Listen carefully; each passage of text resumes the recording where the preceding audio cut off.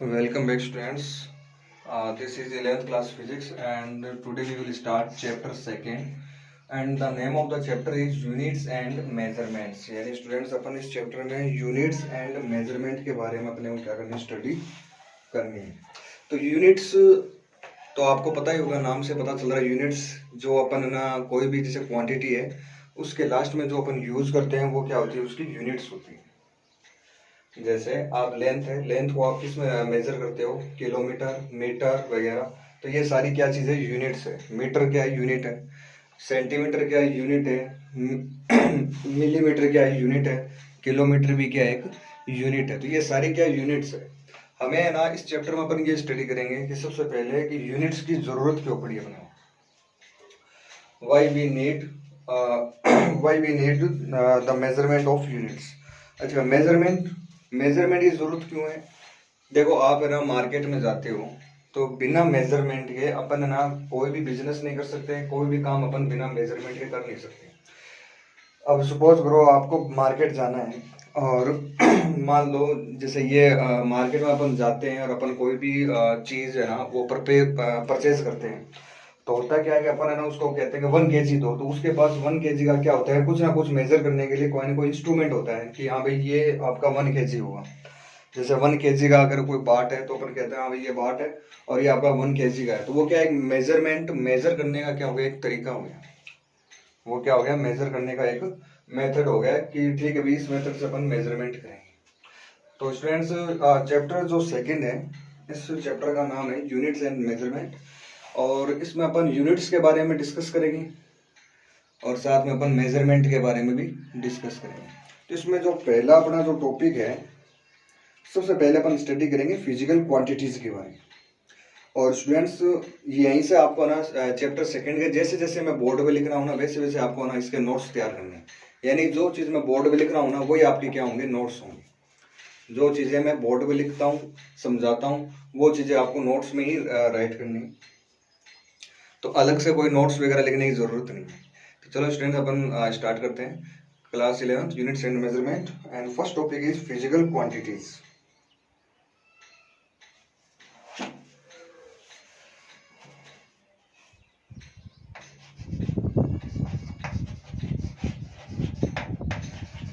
Physical quantities.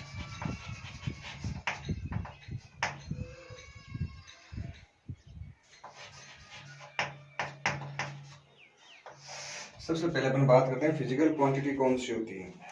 All those quantities which can be measured directly और indirectly and in terms of which the laws of physics can be expressed और called physical quantities. तो आपको सबसे पहले chapter second में ये first topic डालना है, फिर मैं इसके पहले आपको मैं इसकी डेफिनेशन लिखवा देता हूँ और उसके बाद में आपको इसके बारे में समझा दूंगा। तो physical quantities, all those quantities which can be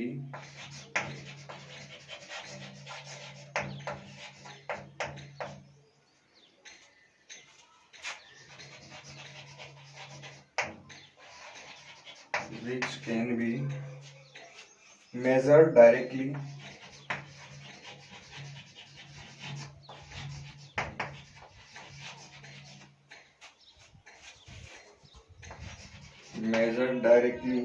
or indirectly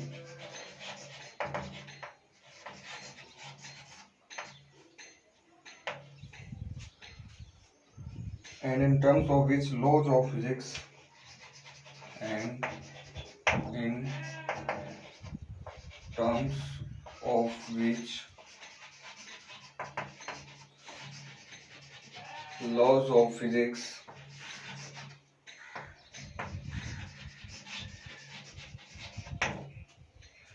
can be expressed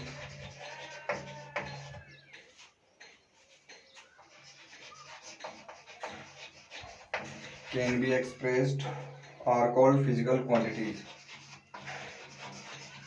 are called physical quantities.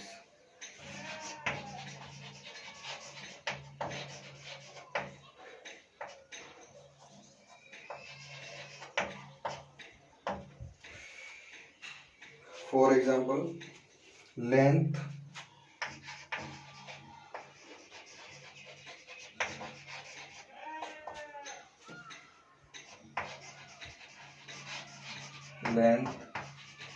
Mass temperature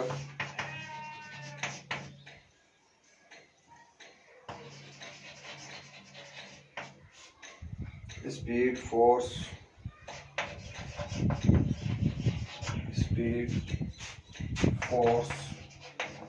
etcetera.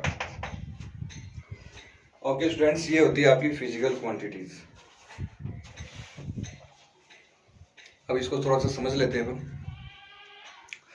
All those quantities which can be measured directly और इनडायरेक्टली, यानी कि कोई भी ऐसी क्वांटिटी जिसको अपन मेजर कर सके, ऐसी कोई भी क्वांटिटी जिसको अपन क्या कर सके, मेजर कर सके, उसको नाप सके अपन कि यहाँ भी ये कितनी है, ऐसी कोई भी क्वांटिटी हो, उस क्वांटिटी को अपन क्या कहेंगे, फिजिकल क्वांटिटी कहेंगे। अब ना डेली रूटीन लाइफ में आपके पास जितनी भी कोई भी ऐसी चीज है, जैसे कि टाइम है, तो टाइम को बोलो मेजर कर सकते हो या नहीं कर सकते हो, कर सकते हो। तो स्टूडेंट टाइम की आपकी फिजिकल क्वांटिटी है। तो कोई भी ऐसी चीज हो, जैसे कि आप स्पीड है, स्पीड को मेजर कर सकते हो, टेम्परेचर को मेजर कर सकते हैं, किसी चीज का मास कितना है, किसी की लेंथ कितनी है, विड्थ कितनी है, ये सारी चीजें क्या है, फिजिकल क्वांटिटीज में काउंट करते हैं। इन सभी चीजों को अपन फिजिकल क्वांटिटी कहते हैं। तो फर्स्ट जो कंडीशन क्या होनी चाहिए फिजिकल क्वांटिटीज की, कि ऐसी कोई भी क्वांटिटी जिसको अपन मेजर कर सके, वो सारी क्वांटिटीज क्या होगी, फिजिकल क्वांटिटीज में काउंट करेंगे। And in terms of which laws of physics can be expressed. अच्छा, फिजिक्स के जो भी लॉज है जो अपन आगे पढ़ेंगे, वो सारे के सारे लॉ है ना उस पर अप्लाई होते हो। फिजिक्स के लॉ भी क्या होते हैं, उस पर अप्लाई होते हो फिजिक्स के लॉ के हिसाब से। और अगर वो है तो अपन उसको क्या मानेंगे, फिजिकल क्वांटिटीज कहेंगे। तो सबसे पहला जो टॉपिक है आपका फिजिकल क्वांटिटीज है। इसके बाद में आप इसकी डेफिनेशन राइट करोगे, फिर एग्जांपल में जैसे कि लेंथ। तो स्टूडेंट्स लेंथ जो है वो क्या आपकी फिजिकल क्वांटिटी है। Mass is also physical quantity, temperature is also physical quantity, speed and force ये भी क्या है, फिजिकल क्वांटिटी है। तो ये सारी चीजें है ना क्या फिजिकल, यानी जो चीज को आप मेजर कर सकते हो ना, वो सारी चीजें क्या होगी, फिजिकल क्वांटिटीज होगी। तो स्टूडेंट्स फिजिकल क्वांटिटीज का मतलब ये नहीं है कि जो चीज है ना अपन देख सकें वही फिजिकल क्वांटिटीज हो सकती है। फिजिकल क्वांटिटीज का मतलब ये होता है कि जो चीज को जिस चीज को अपन मेजर कर सकते हैं, वो सारी चीजें क्या होती है, आपकी फिजिकल क्वांटिटी में काउंट कर सकते हैं। तो ये होते हैं भाई फिजिकल क्वांटिटीज। मेरे हिसाब से आपको इसमें कोई प्रॉब्लम नहीं आएगी, सबसे बेसिक सी चीज है।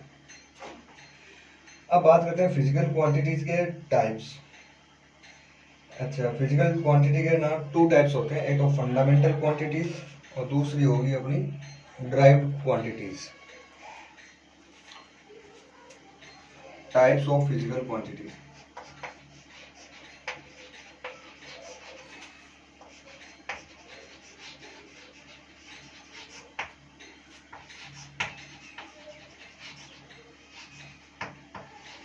Types of physical quantities. First जो है वो है फंडामेंटल क्वांटिटी।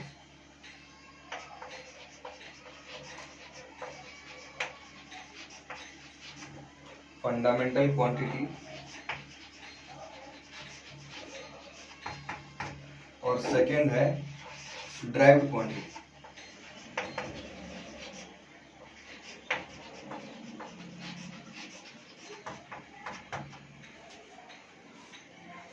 तो students physical quantities are of two types. First type जो है वो है फंडामेंटल क्वांटिटी और सेकंड टाइप जो है वो कौन सा आपका ड्राइव्ड क्वांटिटी। तो स्टूडेंट्स अपन है ना इन दोनों के बारे में अपने को स्टडी करनी पड़ेगी कि फंडामेंटल क्वांटिटी कौन सी होती है और ड्राइव्ड क्वांटिटी कौन सी होती है। तो चलो सबसे पहले अपन हेडिंग डाल देते हैं फंडामेंटल क्वांटिटीज के बारे में। तो स्टूडेंट्स फंडामेंटल क्वांटिटी है ना ऐसी quantity, the physical quantities which can be treated as independent of other physical quantities and are not usually defined in terms of other physical quantities are called fundamental quantities। तो चलो इसकी definition और लिखते हैं। Fundamental quantity की क्या definition है।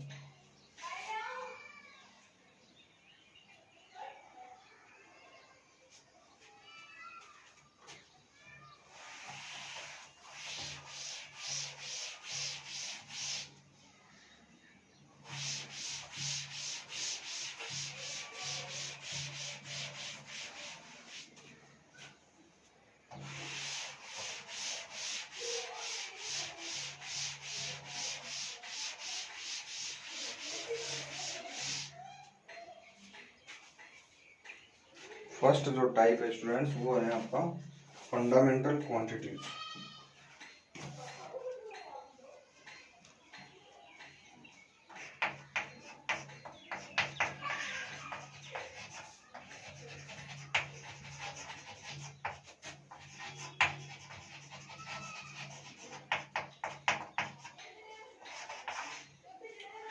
The physical quantities which can be treated, the physical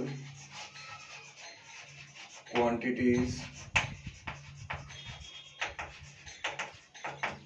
which can be treated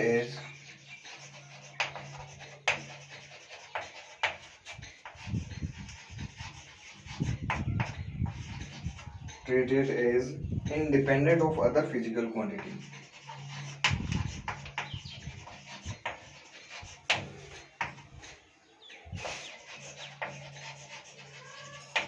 Other physical quantities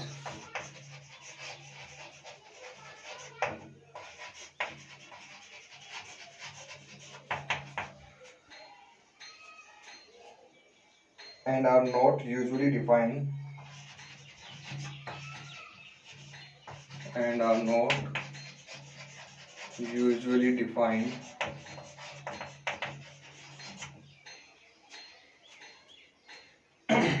in terms of other physical quantities. In terms of other physical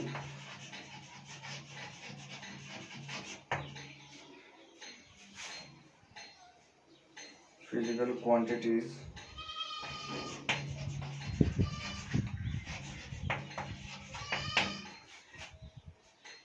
are called fundamental quantities.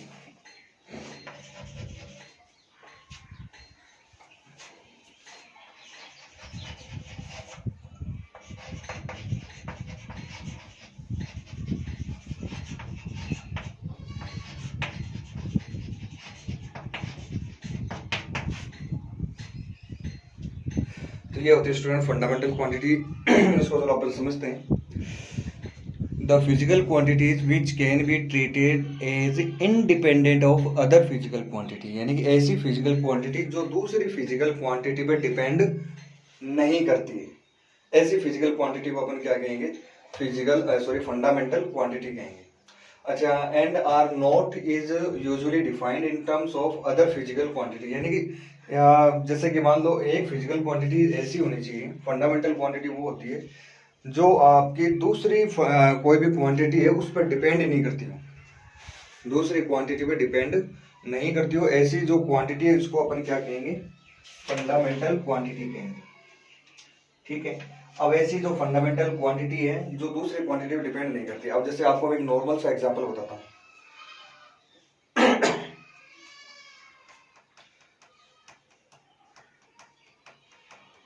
जैसे for example आप बात करते हैं अपन distance या length की, तो length major करते हैं, तो लेंथ है ना अपन मेजर करते हैं तो नॉर्मली अपन मेजर कर लेते हैं। बाकी किसी दूसरी क्वांटिटी पे डिपेंड, लेंथ है ना दूसरी क्वांटिटी पे डिपेंड नहीं करती है। तो लेंथ क्या फिजिकल क्वांटिटी है, लेकिन ये क्वांटिटी किसी दूसरी क्वांटिटी पर डिपेंड नहीं करती। अच्छा, इसके उल्टा मैं लेता हूँ, मान लो एक क्वांटिटी और है मेरे पास, स्पीड। ठीक है। अब लेंथ को मेजर करने के लिए आपको कोई दूसरी क्वांटिटी की जरूरत नहीं है, ना आपको टाइम की जरूरत है, ना किसी और चीज की जरूरत है। लेकिन अगर आपको स्पीड मेजर करना है तो स्पीड का फॉर्मूला क्या होता है? Distance upon time. स्पीड का फॉर्मूला क्या होता है? Distance upon time. होता है नहीं होता? तो स्पीड है ना किस पे डिपेंड कर रही है? डिस्टेंस का एक तरीके की लेंथ ही तो है। तो ये है ना स्पीड जो है ना वो लेंथ पे भी डिपेंड करता है और टाइम पे भी डिपेंड करता है। तो ये स्पीड किस पे डिपेंड करता है? इन दो क्वांटिटी पे डिपेंड करता है। तो इसका मतलब ये आपकी फंडामेंटल क्वांटिटी नहीं है। हाँ, लेंथ है, लेंथ है। अब टाइम चाहे आप अभी मेजर करो, चाहे टाइम कुछ भी ले लो, लेंथ जो है वो लेंथ ही रहेगी। तो स्पीड क्या आपकी फंडामेंटल क्वांटिटी नहीं है, लेंथ क्या है? फंडामेंटल क्वांटिटी है। इस तरीके से आपको ना इनका डिफ्रेंशिएट करना आना चाहिए कि कौन सी फंडामेंटल क्वांटिटी होगी और कौन सी फंडामेंटल क्वांटिटी नहीं होगी। तो फंडामेंटल क्वांटिटी कौन सी होगी? ऐसी क्वांटिटीज जो कोई दूसरी क्वांटिटी पे डिपेंड ना करती हो। जैसे कि स्पीड है, वो आपकी दो अलग अलग क्वांटिटीज पे क्या कर रही है, डिपेंड कर रहा है। स्पीड है तो डिस्टेंस और टाइम, इन दो पे डिपेंड करता है। लेंथ का क्या फॉर्मूला होता है, कोई फॉर्मूला नहीं होता। और एग्जांपल देखो, बात करते हैं फिर फोर्स। फोर्स आप लोगों ने 9th क्लास में पढ़ा होगा। फोर्स का जो फॉर्मूला है वो होता है mass into acceleration, M into A. अब देखो फोर्स है ना, वो किस पे डिपेंड करता है, एक तो मास पे डिपेंड करता है और साथ में एक्सीलरेशन पे भी क्या करता है, डिपेंड करता है। तो इसका मतलब ये हुआ कि फोर्स जो है वो आपके फंडामेंटल क्वांटिटी नहीं है। हाँ, अगर मैं केवल मास ले लेता हूँ, बस केवल मास, मास आप केजी में नाप लो चाहे ग्राम में नाप लो, किसी में भी आप मेजर कर लो मास को, मास मास है, मास का कोई फॉर्मूला थोड़ी होता है, कोई फॉर्मूला नहीं होता। तो मास क्या है, आपकी फंडामेंटल क्वांटिटी होगी। मास फंडामेंटल क्वांटिटी है, लेंथ भी फंडामेंटल क्वांटिटी है, लेकिन force, force is not fundamental quantity. Speed is not fundamental quantity. तो इस तरीके से स्टूडेंट्स आपको ना ये डिफरेंस करना आना चाहिए। अच्छा, तो टोटल जो फंडामेंटल क्वांटिटी है ना, टोटल फंडामेंटल क्वांटिटी वो है 7। टोटल पूरे मतलब कंप्लीट जो फंडामेंटल क्वांटिटी है वो टोटल कितनी है, 7 है। वो 7 जो क्वांटिटी मैं आपको लिखवा देता हूँ।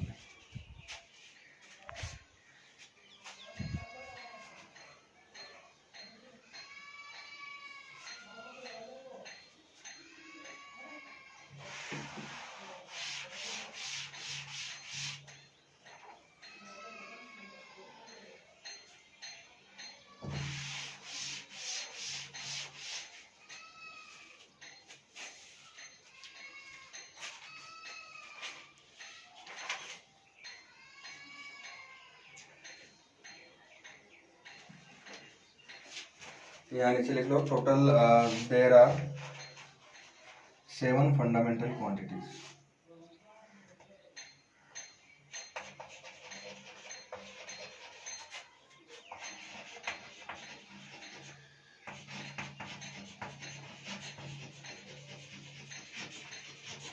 Seven fundamental quantity.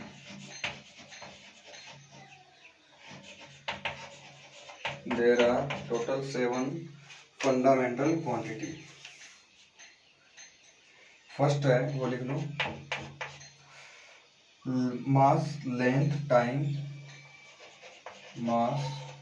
फिर सेकंड लिखना है आपको, या फिर एक काम करो, इनको ऐसे डायरेक्ट लिख लो, ये पॉइंट लगा देते हैं। फर्स्ट के बाद सेकंड लिखो, लेंथ, थर्ड मास, length, time, fourth electric current,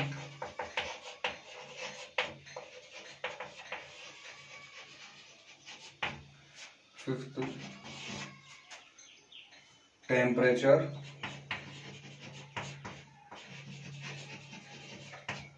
sixth luminous intensity,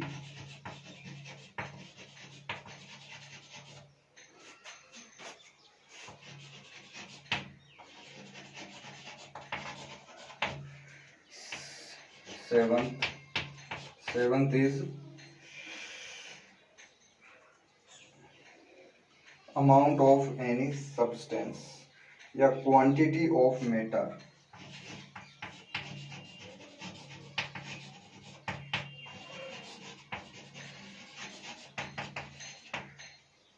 तो स्टूडेंट्स अपन थोड़ा सा ना इनको 1 by 1 थोड़ा सा आपको मैं समझा देता हूँ,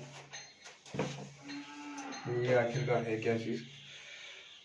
तो students here we have total 7 fundamental quantity. First quantity है मास, इसको हमने फंडामेंटल क्वांटिटी में मान लिया कि आज से ना मास जो है वो फंडामेंटल क्वांटिटी है। मास क्या होता है, कोई भी ऑब्जेक्ट है उसका अपन देख लेते हैं, उसका मास टोटल क्या है, केजी में आता है, तो वो उसका क्या होता है, मास होता है। और ये किसी और चीज पर डिपेंड नहीं करता है। यानी कि आपके पास अगर है ना, ये मान लो नोटबुक है और सपोज करो इसका अगर मास है ना, मास अगर 100 ग्राम है, अगर इस नोटबुक का मास 100 ग्राम है, तो आप इसको यूनिवर्स में कहीं लेके चले जाओ, आप है ना इसको मून पे ले जाओ, कहीं पे भी ले जाओ, अगर इसका मास 100 ग्राम है तो इसका मतलब है इसका मास आपका क्या रहेगा, 100 ग्राम ही रहेगा।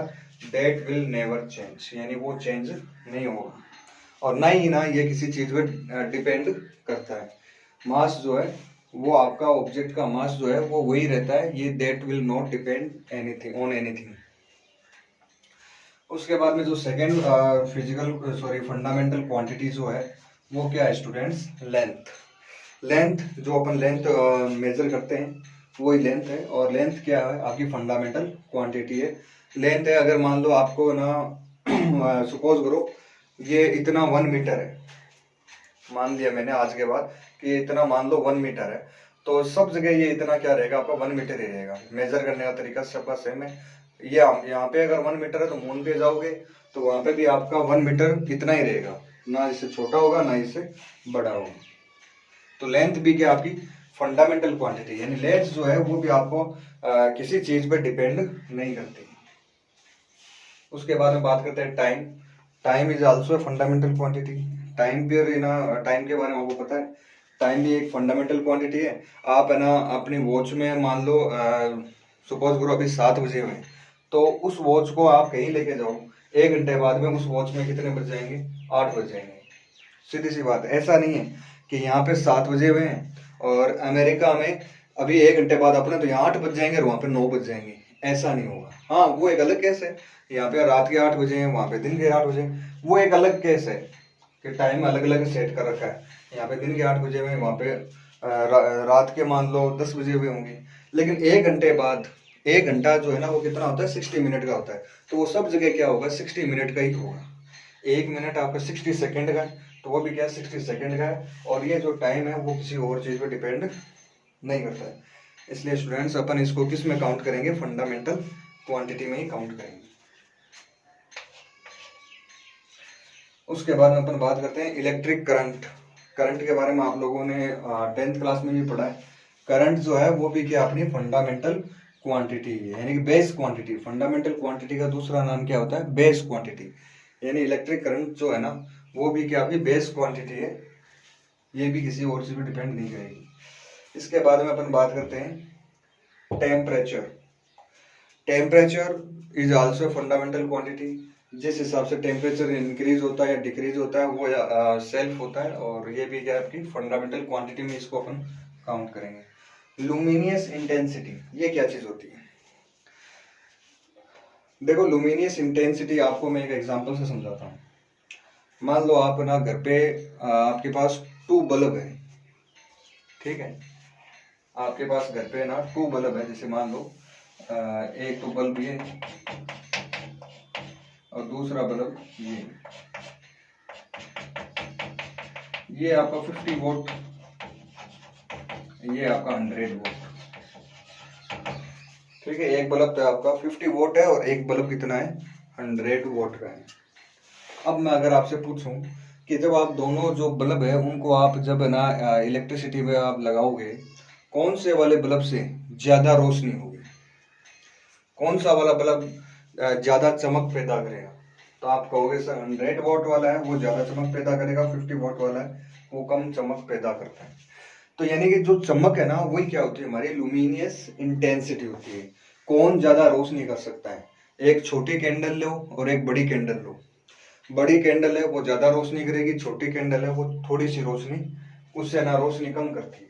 तो जिसकी रोशनी ज्यादा है ना वो क्या है आपकी लुमिनियस इंटेंसिटी उसकी क्या है, ज्यादा है। और जिसकी रोशनी कम है इसका मतलब उसकी लुमिनियस इंटेंसिटी क्या है, कम है। तो ये जो चमक होती है ना, बल्ब अपन जलाते हैं तो सब जगह रोशनी हो जाती है, ये रोशनी क्या है, लुमिनियस इंटेंसिटी। तो मेरे हिसाब से आपको ये समझ में आ गया होगा कि लुमिनियस इंटेंसिटी क्या होती है। इसके बाद में जो लास्ट अपनी जो क्वांटिटी है स्टूडेंट्स, वो है क्वांटिटी ऑफ मैटर, यानी किसी भी मैटर को काउंट करना, वो भी क्या आपकी फंडामेंटल क्वांटिटी है। जैसे कि आपके घर पे जैसे मान लो चेयर है, मैंने पूछा कितनी चेयर पड़ी है आपके रूम में, तो आप कहते हो सर 3 चेयर है। तो 3 क्या है यहाँ पे, quantity of matter, in matter की अपन क्वांटिटी बता रहे हैं, कितनी चेयर है, 3 चेयर। तो ये क्या आपकी फंडामेंटल क्वांटिटी। तो स्टूडेंट्स ये जो 7 फंडामेंटल क्वांटिटी है ये आपको याद रहनी चाहिए। हालांकि इसके बाद में 2 क्वांटिटी और भी ऐड हुई थी, अभी ज़्यादा टाइम नहीं हुआ है, तकरीबन 10-12 साल हुए, दो क्वांटिटी को और ऐड किया है, लेकिन उनको अपन थोड़ा सा अलग ही रखते हैं। मेन जो क्वांटिटी है वो जो दो क्वांटिटी है उनके बारे में भी अपन स्टडी करेंगे। तो प्लेन एंगल होता है और एक सॉलिड एंगल होता है। ये दोनों क्वांटिटी भी क्या आपकी फिजिकल क्वांटिटी में आती है, लेकिन इनको अपन 7 से अलग रखते हैं। ये इनकी ना जो मॉडर्न फिजिक्स है उसमें अपन क्या करते हैं, स्टडी करते हैं। ये बाद में इसकी डिस्कवरी हुई थी। तो ये स्टूडेंट्स आप लोग लिख लेना, फंडामेंटल क्वांटिटी और ये 7 क्वांटिटीज है। फंडामेंटल क्वांटिटी के बाद में अपन बात करते हैं derived quantity.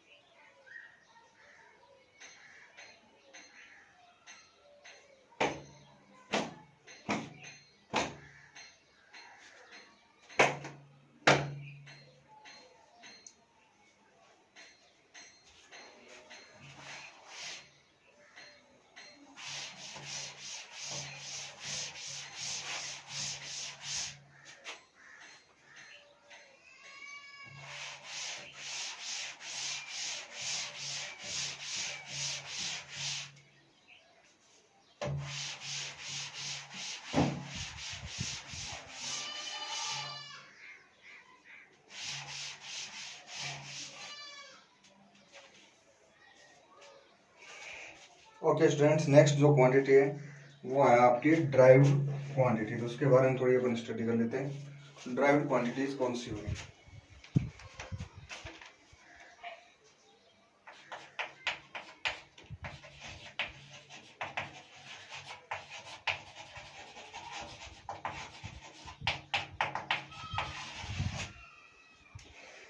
The physical quantities whose defining operations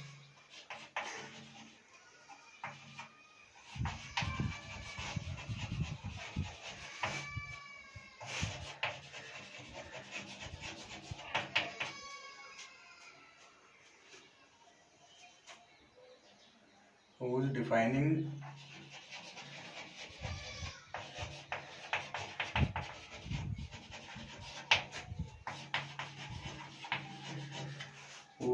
defining operations are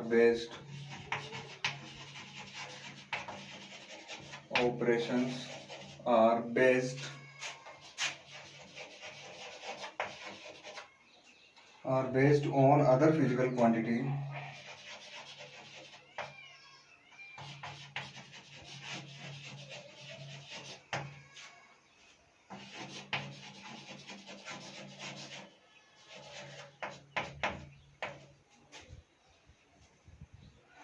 are called derived quantity.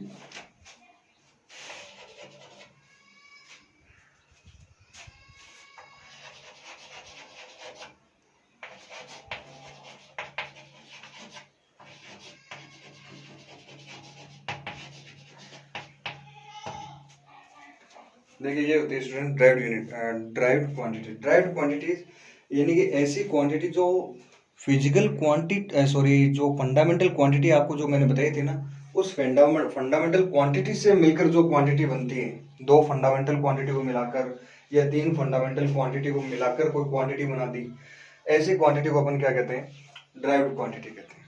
आगे होगी मेरी बात समझ। ऐसी क्वांटिटी जो दो फंडामेंटल क्वांटिटी, दो या दो से ज़्यादा फंडामेंटल क्वांटिटी से मिलकर कोई क्वांटिटी आप बनाते हो, तो ऐसी क्वांटिटी को अपन क्या कहते हैं स्टूडेंट्स, ड्राइव्ड क्वांटिटी कहते हैं। जैसे एग्जांपल देखिए इसका,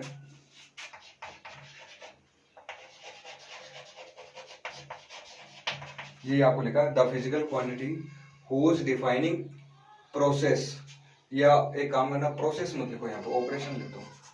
whose defining operations are based on other physical quantities are called derived quantity, यानी दूसरी फिजिकल क्वांटिटीज पे डिपेंड करती है डिफाइनिंग प्रोसेस। ऐसी क्वांटिटी को अपन क्या कहते हैं, फिजिकल सॉरी ड्राइव्ड क्वांटिटी कहते हैं। जैसे एग्जांपल में अपन आपको पहले भी मैंने एग्जांपल बताए थे, जैसे कि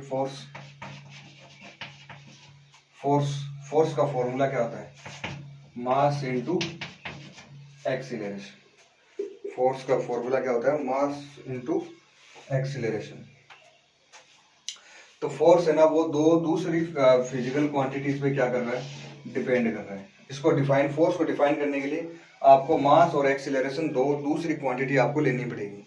तो इसलिए अपन है ना फोर्स को क्या कहेंगे, फिजिकल ड्राइव्ड क्वांटिटी कहेंगे। फोर्स क्या है, आपकी ड्राइव्ड क्वांटिटी है। अब एक दूसरी और एग्जांपल देखिए, जैसे स्पीड का फॉर्मूला क्या होता है, distance upon time, distance upon time. तो स्टूडेंट्स स्पीड जो है वो आपकी किस पे डिपेंड कर रही है, एक तो डिस्टेंस पे और एक टाइम पे। डिस्टेंस आपकी फिजिकल क्वांटिटी है और टाइम भी क्या है, आपकी फिजिकल क्वांटिटी है। और स्पीड है ना वो इन दो क्वांटिटीज पे क्या कर रहा है, डिपेंड करती है। इसलिए स्पीड की आपकी ड्राइव्ड क्वांटिटी में काउंट करेगी। और भी देख लो, मोमेंटम क्या है, ड्राइव्ड क्वांटिटी। कोई भी ले लो आप, फोर्स, स्पीड, मोमेंटम, वेलोसिटी, जो भी आपको लेना है वो आप ले सकते हो। और वो सारी किस में काउंट करेंगे, अपन ड्राइव्ड क्वांटिटी में अपन इसको काउंट करेंगे। तो इस तरीके से स्टूडेंट्स ये हो गया आपका फिजिकल क्वांटिटीज के बारे में। तो आज अपन ने फिजिकल क्वांटिटीज के बारे में पढ़ा, फंडामेंटल क्वांटिटीज के बारे में और ड्राइव्ड क्वांटिटीज के बारे में।